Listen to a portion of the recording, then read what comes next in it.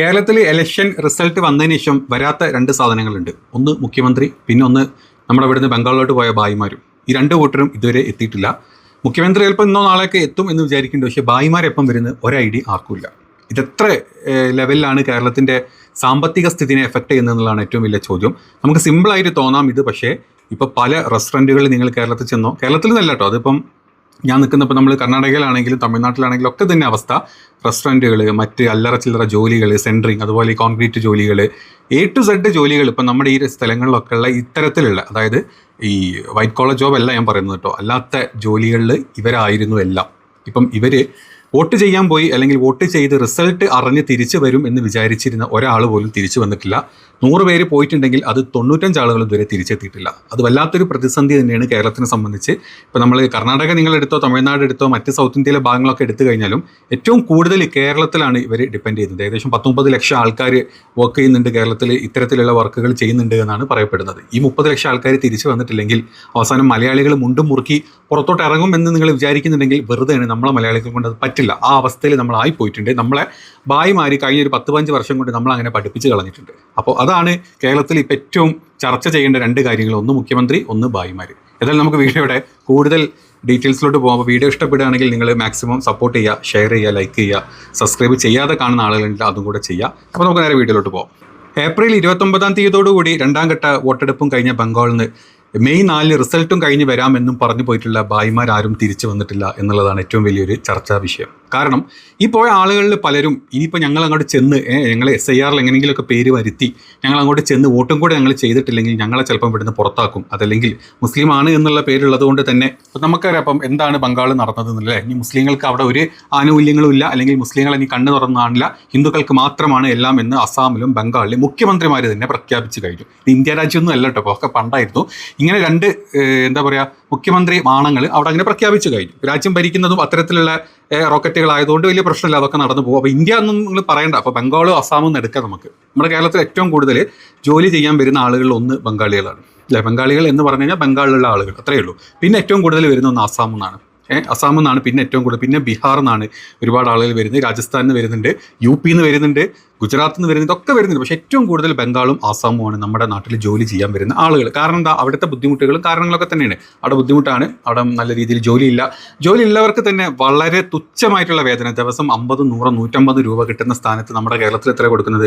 Minimum 600 താഴൊന്നും ഇല്ലല്ലോ. ഇല്ല, 600 മേലോട്ട് മാത്രമേ നമുക്കുള്ളൂ. അതും 1000, 1500 വരെ വാങ്ങുന്ന ബംഗാളി തൊഴിലാളികൾ, അല്ലെങ്കിൽ ആസാമി തൊഴിലാളികൾ, അതല്ലെങ്കിൽ ബീഹാറി തൊഴിലാളികൾ നമ്മുടെ നാട്ടിലുണ്ട് എന്നുള്ളതാണ് സത്യം. അവരവിടുന്ന് കുടുംബത്തോടെ നിന്ന് ഇവിടെ നിൽക്കുന്ന ആളുകളുണ്ട്, ഇവിടെ വന്ന് കല്യാണം കഴിക്കുന്ന ആളുകളുണ്ട്, അല്ലെങ്കിൽ ഇവിടെ വന്ന് കുടുംബം അവിടെ നിർത്തി ഈ പറഞ്ഞ പോലെ 6 മാസത്തിലും 1 വർഷത്തിലൊക്കെ അവിടെ പോയിട്ട് നല്ല രീതിയിൽ ജീവിതം മുന്നോട്ട് കൊണ്ടുപോയ ആളുകളായിരുന്നു അവിടെ. ഇപ്പം BJP ഗവൺമെൻറ് ഈ സ്ഥലം, അല്ലെങ്കിൽ ഈ ബംഗാൾ ഇപ്പോൾ അവർ പിടിച്ചെടുത്ത് കഴിഞ്ഞാൽ അവിടുത്തെ മുസ്ലിങ്ങളെ മൊത്തത്തിലെടുത്ത് ബംഗാളിലോട്ട് എറിയും, അല്ലെങ്കിൽ അസാമിൽ BJPക്കാർ ഏത് രീതിയിലും അവിടുത്തെ ആളുകളെ എങ്ങനെയെങ്കിലും അവിടുന്ന് പായിപ്പിച്ചുകൊണ്ടിരിക്കുകയാണ് എന്നുള്ളൊരു വാർത്ത എല്ലാവർക്കും അറിയാം. ഇപ്പോൾ SIR എന്ന് പറഞ്ഞാൽ തന്നെ പൗരത്വം സ്ഥിരീകരിക്കുന്ന ഒരു രേഖയായിട്ട് മാറ്റിയിട്ടുണ്ട്. മാറ്റാൻ പാടില്ല, ഭരണഘടനാപരമായിട്ടോ ഒരു രീതിയിൽ അത് മാറ്റാൻ പാടില്ലെങ്കിലും നമ്മുടെ ഈ പറഞ്ഞ പോലെ ഈ സംഘ പരിവാണങ്ങൾ ആ രീതിയിലോട്ടാണ് ഈ കാര്യങ്ങളൊക്കെ മാറ്റിയിട്ടുള്ളത്. അപ്പോൾ അത് പേടിയുള്ളത് കൊണ്ട് തന്നെ ആയിരുന്നു ഈ പറഞ്ഞ ഭായിമാരെല്ലാവരും കൂടെ അസാമിലോട്ടും ഈ പറഞ്ഞ ബംഗാളിലോട്ടും ഒക്കെ വോട്ട് ചെയ്യാനും, വോട്ട് ചെയ്ത് റിസൾട്ട് അറിഞ്ഞ് ഞങ്ങൾ ചെയ്ത വോട്ടിൻ്റെ റിസൾട്ട് എന്താണെന്ന് അറിയാനും കൂടെ പോയിട്ടുള്ള ആളുകളായിരുന്നു ഏറ്റവും കൂടുതൽ. അപ്പം 91 ലക്ഷം ആൾക്കാരാണ് ബംഗാളിൽ നിന്ന് മാത്രം SIR മാത്രം പുറത്താക്കിയത്.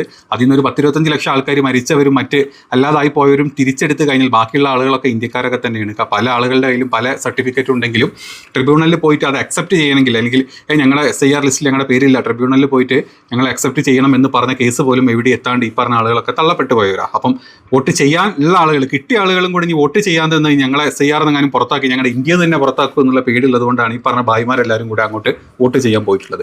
എന്താണെങ്കിലും വോട്ട് ചെയ്തിട്ടൊന്നും കാര്യമില്ല. നമ്മൾ കണ്ടു ഏത് രീതിയിലാണ് ഓരോ മണ്ഡലങ്ങളിലും വോട്ട് കട്ട് ചെയ്തിട്ടും, SIRന്റെ പേരും പറഞ്ഞ് വോട്ട് കട്ട് ചെയ്തിട്ടും, മറ്റ് പല സ്ഥലങ്ങളിലും പലതരത്തിലുള്ള ഗുണ്ടായിസം കാണിച്ചിട്ടും, നാഷണൽ ഏജൻസീസിനെ അവിടെ കൊണ്ട് ഇറക്കിയിട്ടും, അതുപോലെ തന്നെ കേന്ദ്ര സർക്കാരിൻ്റെ ഉദ്യോഗസ്ഥരെ മാത്രം വോട്ടെണ്ണലിൽ ഉള്ളിൽ കൊണ്ടുവിട്ടിട്ടും പല തക്കിട തരികിട പരിപാടികളും കാണിച്ച് അവിടെ ഈ പറഞ്ഞ BJP അധികാരത്തിലോട്ട് വന്ന് നമ്മൾ കണ്ടു.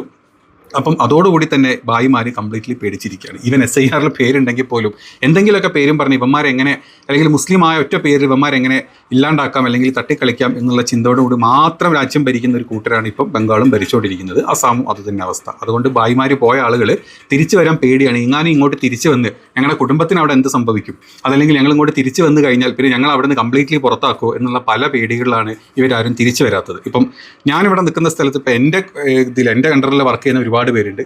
ഇതേ ബംഗാളിൽ നിന്നുള്ള കുറേ ആളുകളുണ്ട്. അപ്പം ഇവരൊന്നും തിരിച്ചു വരുന്നില്ല. കാരണം പറഞ്ഞാൽ ഞങ്ങൾ തിരിച്ചു വന്നു കഴിഞ്ഞാൽ ഇവിടെ കുടുംബത്തിന് ഏത് അവസ്ഥയിലേക്കാണ് പോകുന്നത് അറിയില്ല. ഇവിടെ ആകെ പ്രശ്നങ്ങളാണ്. BJP-ക്കാർ വീടുകളിലും പള്ളികളിലും റോഡുകളിലും എല്ലാ സ്ഥലത്തും കയറി അഴിഞ്ഞാട്ടമാണ് ഇവിടെ. അതുകൊണ്ട് ഞങ്ങൾ തിരിച്ചു വരാൻ പേടിയുണ്ട്, ഞങ്ങൾ കുറച്ചുകൂടി സമയം എടുക്കട്ടെ എന്നാണ് ഇവരൊക്കെ പറയുന്നത്.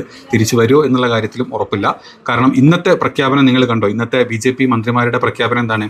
അതായത് SIR പേരില്ലാത്ത ആളുകൾക്ക് ഇനി ഒരു തരത്തിലുള്ള സർക്കാർ ആനുകൂല്യങ്ങളും തരില്ല. അതായത് റേഷൻ കാർഡ് അവർക്ക് ഉണ്ടായിരിക്കും, അവർക്ക് മറ്റ് പല പാസ്പോർട്ട് അവർക്കുണ്ട്, വോട്ടേഴ്സ് കാർഡ് ഉണ്ട്. പക്ഷേ SIR ഏതെങ്കിലുമൊക്കെ രീതിയിൽ ഇവരുടെ പേര് തള്ളിപ്പോയിട്ടുണ്ടെങ്കിൽ ഇനി അവർക്ക് സർക്കാർ ആനുകൂല്യങ്ങളൊന്നുമില്ല, റേഷനില്ല, മറ്റ് സർക്കാർ ആനുകൂല്യങ്ങളില്ല, സർക്കാർ ഓഫീസുകൾക്ക് ഇവർക്ക് യാതൊരു രീതിയിലുള്ള വിലയില്ലാത്ത അവസ്ഥയിലോട്ട് മാറ്റും. അതായത് പൗരത്വം ചിന്തിക്കും, അല്ലെങ്കിൽ പൗരത്വം ഇതുമായിട്ട് കണക്ട് ചെയ്യുന്ന രീതിയിലുള്ള തേർഡ് റേറ്റ് ചെറ്റ പരിപാടികളെല്ലാം നമ്മുടെ തെരഞ്ഞെടുപ്പ് ഗവൺമെൻറ്റും നമ്മുടെ രാജ്യം ഭരിക്കുന്ന സകല നാറുകളും കൂടെ ഇത് കണക്ട് ചെയ്യുന്ന എല്ലാ രീതികളുമാണ് നമ്മൾ കണ്ടുകൊണ്ടിരിക്കുന്നത്. അപ്പോൾ അതുകൊണ്ട് തന്നെ ഭായിമാർക്ക് ഇപ്പം തിരിച്ചു വരാൻ പേടിയാണ്. എന്തെങ്കിലുമൊക്കെ ഒരു തീരുമാനം ആവട്ടെ, അതല്ലെങ്കിൽ ഞങ്ങളുടെ കാര്യത്തിൽ എന്തെങ്കിലുമൊക്കെ ഒരു തീരുമാനം ആവണം. കാരണം ഇപ്പോഴും ഈ പറഞ്ഞ ഇലക്ഷൻ്റെ ട്രിബ്യൂണലിലോട്ട് പേര് ചേർത്തിട്ടുള്ള ആൾക്കാരുടെ നില ഇതുവരെ ഒന്നും ആയിട്ടില്ല. അവർക്ക് SIR ഇനി ആഡ് ചെയ്യോ, ഇനി അവരെ കംപ്ലീറ്റ്ലി ഈ രാജ്യത്ത് തന്നെ പുറത്താക്കും എന്നുള്ള പേടിയിൽ നിൽക്കുന്ന ആളുകളുണ്ട്. കാരണം ഇതൊക്കെ അങ്ങനെ വരാൻ പോകുന്നു. കാരണം ഈ പറഞ്ഞ തെരഞ്ഞെടുപ്പ് കമ്മീഷൻ്റെ ഈ ഒരു ട്രൈബ്യൂണൽ, അതായത് ആരാണോ ഇത് നോക്കി കണ്ടിട്ട് വോട്ട് ചേർക്കേണ്ടത് എന്നുള്ള ട്രൈബ്യൂണലിൻ്റെ അംഗമാണ് ഇപ്പോൾ അവിടുത്തെ ചീഫ് സെക്രട്ടറി ആയിട്ട്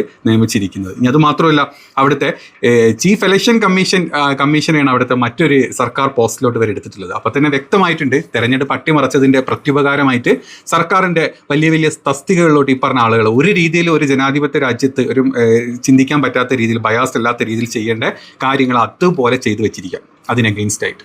എന്നിട്ടും അതിന് തള്ളിമറിക്കുന്ന BJP സകല വട്ടിക്കാട്ടങ്ങളും ഇത് കൈയടിച്ചുകൊണ്ടിരിക്കുകയാണ്. ഈ വിവരം കേട്ട നായിൻ്റെ മക്കൾ അറിയുന്നില്ല എന്താണ് രാജ്യത്ത് നടക്കുന്നത് എന്നുള്ളത്. അപ്പോൾ നമ്മൾ അത് പറഞ്ഞിട്ട് കാര്യമില്ല. അപ്പം ഭായിമാരുടെ വരവ് വളരെ ബുദ്ധിമുട്ടിലാണ്. ഇനി ഭായിമാർ തിരിച്ചു വരുമോ, ഇനി പറഞ്ഞ ഭായിമാരൊക്കെ അവിടെ നിന്ന് ചവിട്ടി പുറത്താക്കുമോ, ഈവൻ ഇന്ത്യക്കാരനാണെങ്കിൽ പോലും നീ ഇന്ത്യക്കാരല്ല ഇവിടെ നിന്ന് ഇറങ്ങിപ്പോയെന്ന് പറഞ്ഞ അവസ്ഥ വരുമോ എന്നുള്ളത് പോലും നമ്മൾ കണ്ട് തന്നെ അറിയേണ്ടി വരും. അപ്പം ഇതാണ് കേരളത്തിലെ ആദ്യത്തെ ഏറ്റവും വലിയ പ്രശ്നം. രണ്ടാമത്തെ പ്രശ്നം മുഖ്യമന്ത്രി ആരാവുന്നുള്ളതാണ്. മുഖ്യമന്ത്രി ഏതായാലും ബംഗാളൊന്നും വരേണ്ട കാര്യമില്ല. നമ്മുടെ നാട്ടിൽ തന്നെ 102 സീറ്റുകൾ നേടിയിട്ട് റെക്കോർഡ് വിജയം നേടിയിട്ട് പോലും അതിൽ നിന്ന് ഒരു മുഖ്യമന്ത്രിയെ തിരഞ്ഞെടുക്കാൻ 3 പേരുടെ എന്താ പറയുക കാട്ടിക്കൂട്ടലുകൾ നമ്മളിവിടെ കാണുന്നുണ്ട്. ഇതിൽ എൻ്റെ അഭിപ്രായത്തിൽ ഞാൻ പച്ചക്ക് പറയും, അതിൽ VD സതീശൻ തന്നെ ആവണം. പലരും എന്ന് പറഞ്ഞു VD സതീശന് ക്യാബിനറ്റ് മന്ത്രിസ്ഥാനം ഇതുവരെ ചെയ്തിട്ടില്ല, അല്ലെങ്കിൽ നമ്മുടെ മന്ത്രിസ്ഥാനമൊന്നും എടുക്കാത്ത ഒരാൾക്ക് എക്സ്പീരിയൻസ് ഇല്ല. പക്ഷേ 5 വർഷം, കഴിഞ്ഞ 10 വർഷം പ്രതിപക്ഷത്തിരുന്ന് കഴിഞ്ഞ 5 വർഷം ഇത്രയും വലിയൊരു സീറ്റിലോട്ട് നമ്മളെ എത്തിച്ചിട്ടുണ്ടെങ്കിൽ അത് VD സതീശൻ തന്നെയാണ്. VD സതീശൻ എല്ലാ സാമുദായിക സമവാക്യങ്ങളും കൂട്ടിപ്പിടിച്ച് മറ്റ് സകല സഖ്യകക്ഷികളെയും കൂട്ടിപ്പിടിച്ച് ഇവിടം വരെ എത്തിച്ചത് VD സതീശൻ തന്നെയാണ്. KC വേണുഗോപാൽ മോശപ്പെട്ട ഒരു നേതാവാണെന്നല്ല ഞാൻ പറഞ്ഞത്. KC നല്ലൊരു നേതാവാണ്. ഓൾ ഇന്ത്യ ലെവലിൽ നോക്കിക്കഴിഞ്ഞാൽ, കേന്ദ്ര ലെവലിൽ നോക്കിക്കഴിഞ്ഞാൽ KC നല്ലൊരു നേതാവാണ്. പക്ഷേ കേരള ഇലക്ഷൻ്റെ സമയത്ത് അദ്ദേഹം ഇവിടെ വന്നിട്ട് വളരെ നല്ല രീതിയിൽ പ്രവർത്തനവും കാര്യങ്ങളൊക്കെ കാഴ്ചവെച്ചിട്ടുണ്ടെങ്കിലും MLA അല്ലാത്ത ഒരാൾ, അതല്ലെങ്കിൽ ഒരു രീതിയിലും നമ്മളാരും ചിന്തിക്കാത്ത ഒരാൾ, നമ്മൾ KC മുഖ്യമന്ത്രിയാവും എന്ന് ഒരു രീതിയിലും ചിന്തിക്കാത്ത ഒരാൾ എല്ലാം കഴിഞ്ഞ് 103 സീറ്റും എടുത്തതിന് ശേഷം എനിക്ക് മുഖ്യമന്ത്രിയാകണം എന്നുള്ളൊരു ചിന്തയിലോട്ട് കൊണ്ടുവന്നു കഴിഞ്ഞാൽ അവിടെ നമുക്ക് വേണമെങ്കിൽ പറയാം എന്തൊരു ജനാധിപത്യമാണെന്ന് നോക്കൂ. നമ്മുടെ കോൺഗ്രസിലോട്ട് നോക്കും, 3 പേര് ഇത്രയും വലിയ സീറ്റ് എന്താ പറയുക വലിയൊരു വിജയം നേടി, എന്നിട്ട് 3 ആളുകൾ. അപ്പം അവിടെ തന്നെ ജനാധിപത്യം വന്നില്ലേ? ഒരാളുടെ മേൽക്കോയ്മ ഫാസിസും കാര്യങ്ങളൊന്നുമില്ല. അതിൽ നിന്ന് 3 പേരെ തിരഞ്ഞെടുക്കുക എന്നുള്ള ചിന്ത നമുക്ക് വെറുതെ കോൺഗ്രസ്സുകാർ പ്രവർത്തകർ എന്നുള്ള രീതിയിൽ നമുക്ക് പറയാമെന്നല്ലാണ്ട് അതിലൊന്നും ഒരു കാര്യമില്ല. അല്ലെങ്കിൽ ഈ പറഞ്ഞ 3 പേരും ഇവിടുത്തെ MLA-മാരായിരിക്കണമായിരുന്നു, അല്ലെങ്കിൽ KC അടക്കം അതിൽ MLA ആയിരുന്നെങ്കിൽ നമുക്കത് പറയായിരുന്നു. തുടക്കത്തിൽ തന്നെ KC അങ്ങ് മാറ്റി നിർത്തുക എന്നുള്ളതാണ് ഫസ്റ്റ് ചെയ്യേണ്ടിയിരുന്നത്. പിന്നെ 2 പേരുള്ളത് VD-യും രമേശ് ചെന്നിത്തല, ഈ 2 പേരിൽ ആര്.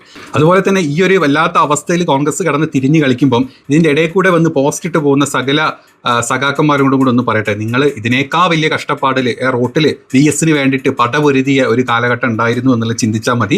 അതിനുശേഷം 10 കൊല്ലം നിങ്ങളുടെ ഇരട്ടച്ചങ്കൻ ഭരിച്ച സമയത്തും ബാക്കി ആർക്കും മിണ്ടാൻ പറ്റാത്ത അവസ്ഥയിലോട്ട് എത്തിച്ചതുകൊണ്ടാണ് കേരളം കണ്ട ഏറ്റവും വലിയൊരു വിജയം ഇപ്പം ഇവർക്ക് കിട്ടിയതുള്ളതും കൂടെ ചിന്തിച്ചാൽ നന്ന്. അതുകൊണ്ട് വാ തുറക്കാനുള്ള ഒരു അവകാശം ഈ പറഞ്ഞ ഒരു സഖാക്കൾക്കും ഇല്ല. അതുകൊണ്ട് സഖാക്കൾ മാറി അങ്ങോട്ട് ഇരുന്നൂടാ. പിന്നെ BJP-ക്കാരുടെ കാര്യം എടുത്ത് പറയുന്നത് രമേശ് ചെന്നിത്തല പറഞ്ഞ പോലെ നിങ്ങളുടെ രാജ്യ തലസ്ഥാനത്ത് ഭരണം കിട്ടിയ സമയത്ത് 50 ദിവസം ഒരു മുഖ്യമന്ത്രിയെ ആക്കാൻ അവിടെ സമയം എടുത്തിട്ടുണ്ടെങ്കിൽ, അല്ലെങ്കിൽ RSS-ന്റെ മറ്റേ എന്താ പറയുക ശാഖ ഓഫീസിൽ നിന്ന് വരണം പേര് എന്നുള്ള അവസ്ഥയിൽ ഈ രാജ്യം മൊത്തം മാറ്റിയിട്ടുണ്ടെങ്കിൽ ആ പറഞ്ഞ ഒരു തരത്തിലുള്ള സംഘപരിവാണങ്ങൾക്കും ഈ കാട്ടങ്ങളും മിണ്ടാതെ അങ്ങോട്ട് മാറി ചാണകക്കുഴിയിലോട്ട് ഇരിക്കുന്നതായിരിക്കും നല്ലത്.